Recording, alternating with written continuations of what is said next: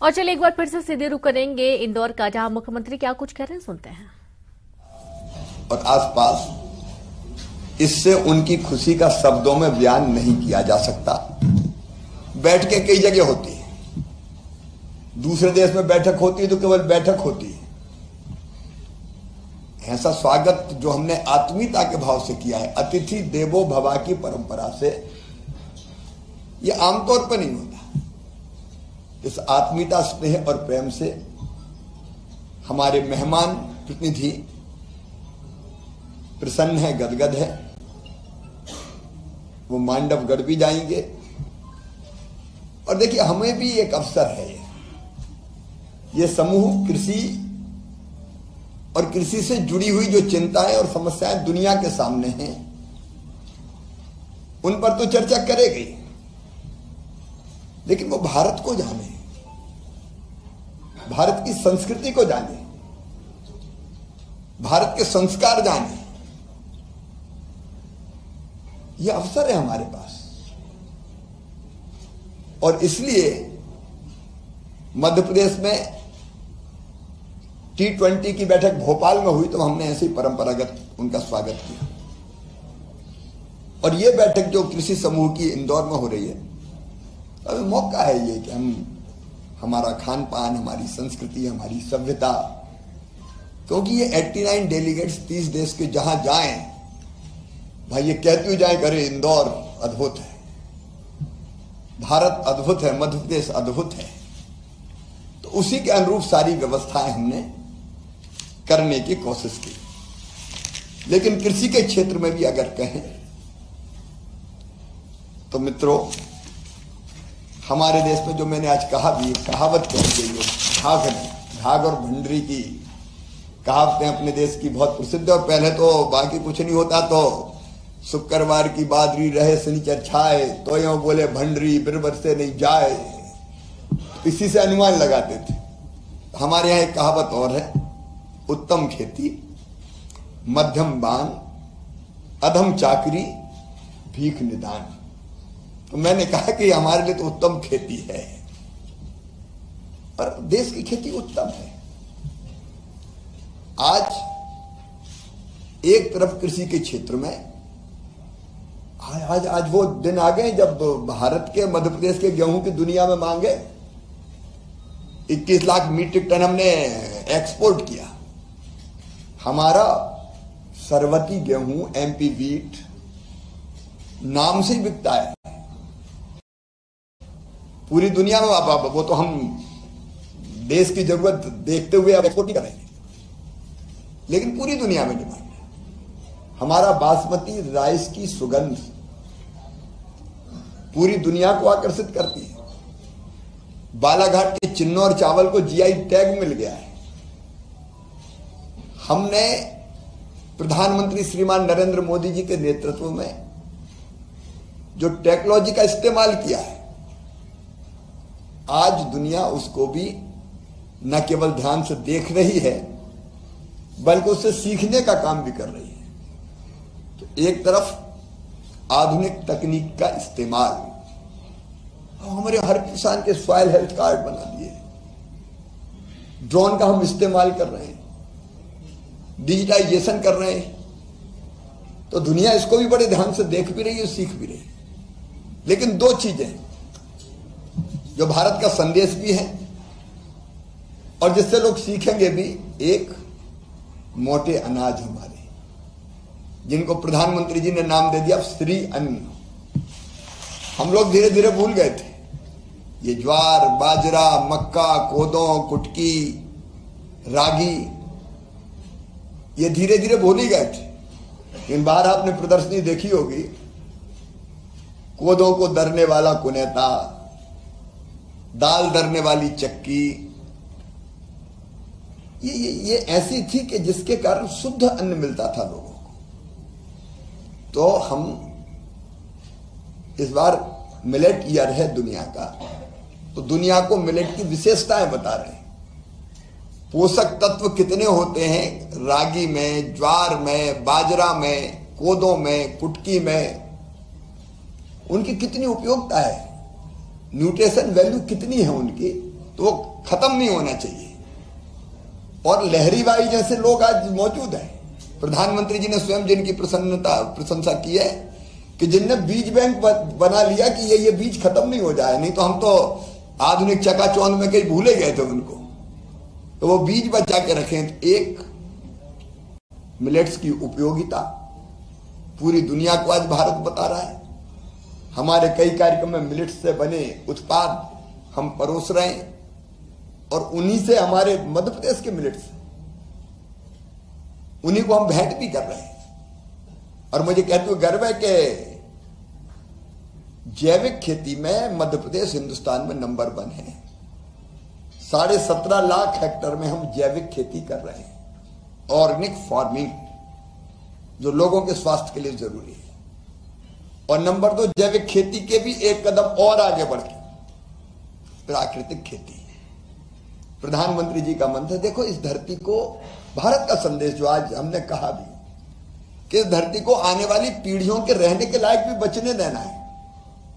ये chemical, fertiliser, कीटनाशक, इनका अधिक उपयोग केवल अन्न और सब्जियों को विषैला नहीं बना रहा, ये मानव स्वास्थ्य के लिए भी गंभीर खतरा है।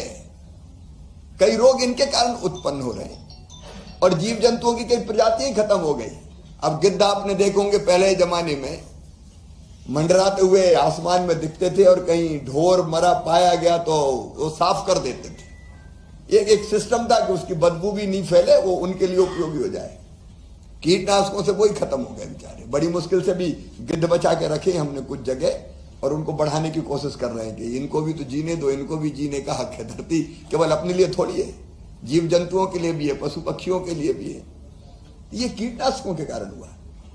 तो अब प्राकृतिक खेती की तरफ दुनिया आए, और इसलिए घनामृत, जीवामृत, गोबर, गोमूत्र, उनसे जो बनी हुई खाद है उसका हम उपयोग करें, उनसे बने हुए कीटनाशकों का उपयोग करें, तो मानव स्वास्थ्य के लिए और धरती को आने वाली पीढ़ियों के लिए बचा रखने के लिए भी प्राकृतिक खेती जरूरी है।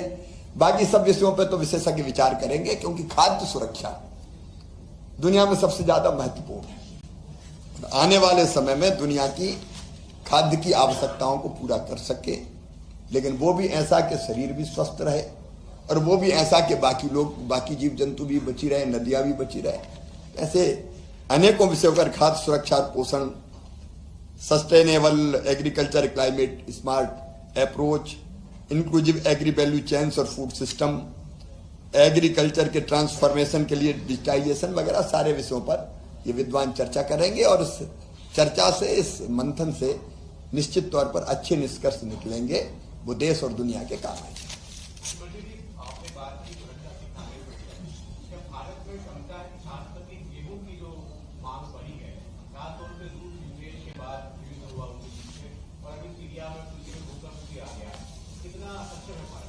भारत में ये मानता हूं कि पहली चीज तो ये थी कि पहले हमारे लिए पर्याप्त अन्न हमारे पास ही नहीं हुआ करता था, लेकिन आज ये गर्व का विषय है कि दुनिया की आवश्यकताओं की पूर्ति आज भारत कर रहा है। 2030 तक दुनिया में खाद्यान्न की मांग हो जाएगी 345 मिलियन टन। 2000 में ये मांग 192 मिलियन टन थी। इस बढ़ती हुई मांग की आपूर्ति में भारत ने बहुत महत्वपूर्ण योगदान दिया है, और मुझे कहते हुए प्रसन्नता है कि अकेले मध्य प्रदेश ने 21 लाख मीट्रिक टन गेहूं का आयात किया है। लेकिन अभी हमारे यहां बहुत संभावना है, उन संभावनाओं का हम पूरी तरह से दोहन करेंगे, और दुनिया की खाद्य आवश्यकताओं को भी पूरा करने का काम हम करेंगे। मुझे ये कहते हुए भी प्रसन्नता है कि अकेले मध्य प्रदेश का बता रहा हूं, 18 साल में हमने जो बुआई का क्षेत्र है वो पहले 199 लाख हेक्टेयर हुआ करता था, इससे बढ़ा के कर दिया 299 लाख हेक्टेयर। और उत्पादन आप अकेला मध्य प्रदेश का देखिए, 18 साल पहले 159 लाख मीट्रिक टन था उत्पादन, अब बढ़ के हो गया 619 लाख मीट्रिक टन। 159 से 619 लाख मीट्रिक टन तक पहुंचे हम, और अब भी क्षमता है हमें कि इसको हम और बढ़ा पाए। इसलिए निश्चित तौर पर दुनिया की खाद्य सुरक्षा में भारत का और भारत में मध्य प्रदेश का महत्वपूर्ण रोल रहेगा।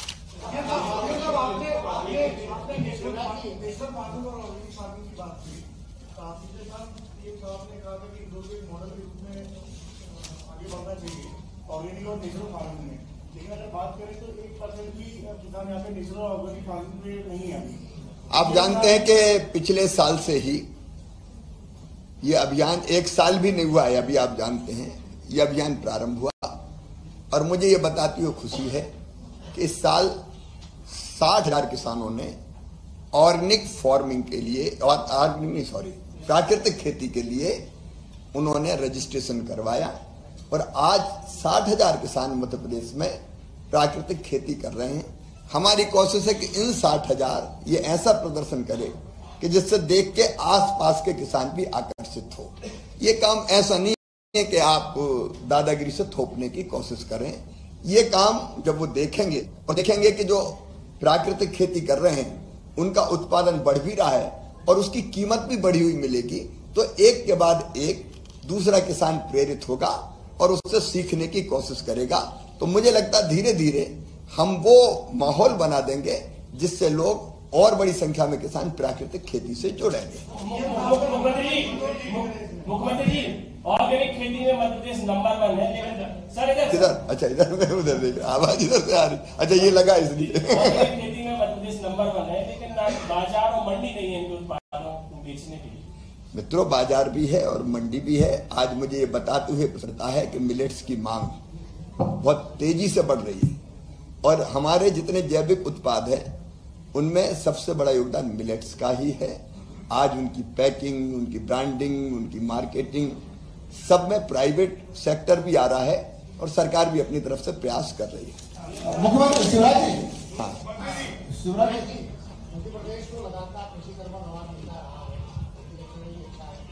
मिलेट्स के मामले में पूरे देश की मतलब एक तरह से राजधानी बने या पूरा बने, उसको लेकर क्या आप?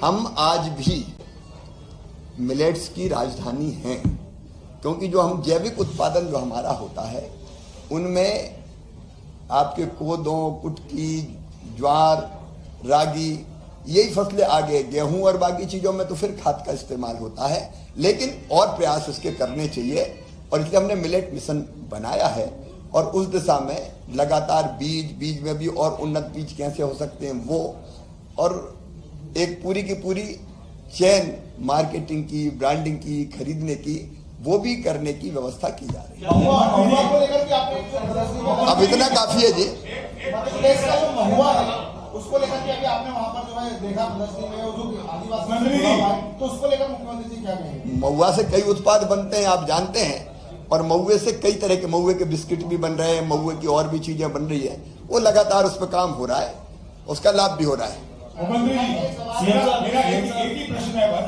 कि एग्रीकल्चर का कोई भी कार्यक्रम हो